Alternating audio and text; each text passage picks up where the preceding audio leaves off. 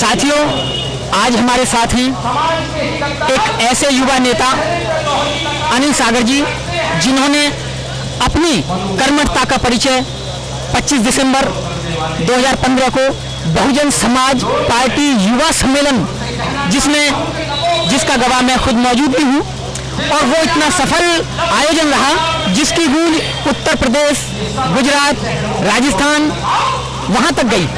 उस युवाओं का, केवल युवाओं, उसमें एज, मैंने उसमें खुद में गवाह था कि एज फैक्टर था कि उसमें सब 35 से अंदर थे।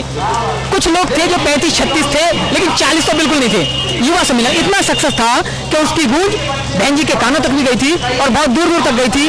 तो ऐसे जुझारू, कर्मठ और मान्यवर साहब काशीराम के पद चिन्हों पर चलते हुए जो कहते हैं कि उनके अनुयायी, ऐसे हमारे नेता बीच में हमारे साथ हैं अनिल सागर जी। अनिल सागर जी, जो आपने युवा सम्मेलन किया था, वो आपके दिमाग में क्या थीम थी, क्या सोच के ऐसा किया कि किसने, क्या आपको विश्वास था कि मेरा सम्मेलन इतना सफल रहेगा? जी बिल्कुल, मुझे पूरा अपने पे भरोसा था।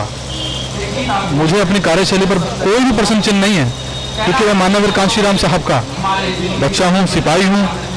उनके नेतृत्व में तो मुझे कार्य करने का मौका नहीं मिला, पर जब उनको पढ़ता हूँ तो आंखों में से आंसू आ जाते हैं। तो मैं इतना ही कहना चाहूँगा, मुझे कोई अपने पर प्रश्न चिन्ह नहीं नजर आता। मुझे अपनी कार्यशैली बिल्कुल भरोसा है, जो भी मैं कार्य करूँगा, क्योंकि मैं मान्यवर कांशीराम साहब का चेला हूँ और वो बिल्कुल सफल करके रहूँगा। मैं बताना चाहूँगा आपको, वाकिफ आप भी हैं कि गुजरात का कांड हो, चाहे तमाम जैसे रोहित जमुला वाला कांड हो, चाहे अभी प्रेजेंट में दलितों का कोई भी मुद्दा हो, तो राज्यसभा की अगर बात है तो सबसे पहले मैं कहना चाहूँगा कि जब रोहित जमुला का जो कांड हुआ था, उस मुद्दे को इस प्रदेश, केंद्र की सरकार, सभी लोग, सभी नेता, चाहे बहुजन समाज पार्टी को छोड़ के जो हमें दलित नेता हैं, वो सभी के सभी चुप्पी साधे हुए थे। उस मुद्दे को बहन जी ने उठाया। उसके बाद जब इस देश के अंदर गुजरात में मनुवादी की सरकार, केंद्र में और राज्य में मनुवादी की सरकार, जब दलितों के साथ उत्पीड़न हुआ, तब भी हमारी बहन मायावती, हमारी नेता, हमारी आका, उन्होंने ही संसद भवन के अंदर जब दहाड़ा, तभी इस मुद्दे को मीडिया ने और इस केंद्र की सरकार ने उसको भांपा और उसको फिर इशू बनाया। साथियों, मैं इतना ही कहना चाहूँगा कि हमारे बीच में माननीय बहन जी हमारे नेतृत्व कर रही हैं। मुझे उनसे कोई अपेक्षा नहीं है कि मैं अपेक्षा रखूं कि माननीय बहन जी ऐसा करें। और मैं इतना कहना चाहूँगा कि माननीय बहन जी इस मिशन मूवमेंट, बाबा साहब के मूवमेंट पे सच्चे को खरे उतरने का काम कर रही हैं। और जितने भी हमारे दर्शक हैं जो सुन रहे हैं मुझे, मैं उनसे इतना ही कहना चाहूँगा कि बहन जी के ऊपर कोई भी उंगली उठाने का काम ना करें, स्वीकार करें कि बहन जी जो नेतृत्व कर रही हैं वो असली नेतृत्व है।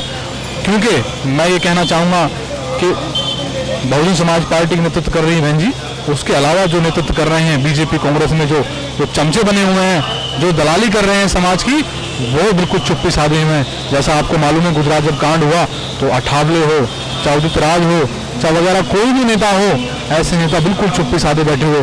तो आप स्वीकार कर सकते हैं कि दलितों के नेता सिर्फ बहन जी हैं और कोई नेता नहीं है। अपने दर्शकों को बताना चाहूँगा कि हमारी बहन जी एक मिशन मूवमेंट को लेकर चल रही हैं। मान्यवर कांशीराम साहब का मिशन मूवमेंट है।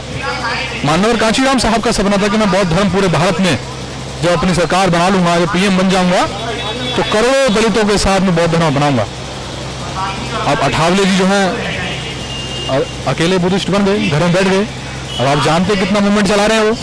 तो इसी पर बहन जी ने उनको रिप्लाई करते कहा कि मैं करोड़ों दलितों के साथ बौद्ध धर्म बनाऊंगी। तो हमारे लोगों को, हमारे दर्शकों को, हमारे पार्टी के सभी वरिष्ठ कार्यकर्ता, नेताओं को, कार्यकर्ताओं को मालूम होना चाहिए कि साथियों, दलितों की नेता सिर्फ बहन जी हैं, तो इस देश को बौद्ध में बनाने का काम करेंगी। और अकेले तो बौद्ध धर्म लेके घर में कोई बैठ जाए, बहन जी हमारी मन से, तन से अम्बेडकरवादी हैं और बुद्धिस्ट हैं। 22 प्रतिज्ञाओं का पूरा पालन करती हैं और वो करोड़ों दलितों के साथ अगर बौद्ध धर्म अपनाएंगी तो इस देश के अंदर परिवर्तन आएगा और फिर से ये देश बौद्ध में हो जाएगा, ऐसा मेरा मानना है। समतावाद देख रहे लाखों करोड़ों दर्शकों को और इस संस्थापक को, चैनल के संस्थापक को, सीनियर कैमरामैन और आप सभी टीम को मैं शुभकामनाएं देना चाहता हूं और आपसे निवेदन करना चाहता हूं। निवेदन तो नहीं करूंगा आपसे मैं, मुझे पूरा भरोसा है कि ये समता आवाज़ ये भारत की ऐसी आवाज़ बनेगी कि इस देश के अंदर आप लोग परिवर्तन का काम करेंगे।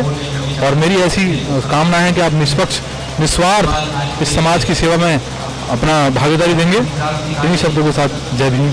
अनिल जी, समता आवाज की तरफ से आपको भी बहुत बहुत शुक्रिया। जय भीम, जय भारत, नमो बुद्धाय, बहुत बहुत साधुवाद। जय भीम, नमो बुद्धाय साहब।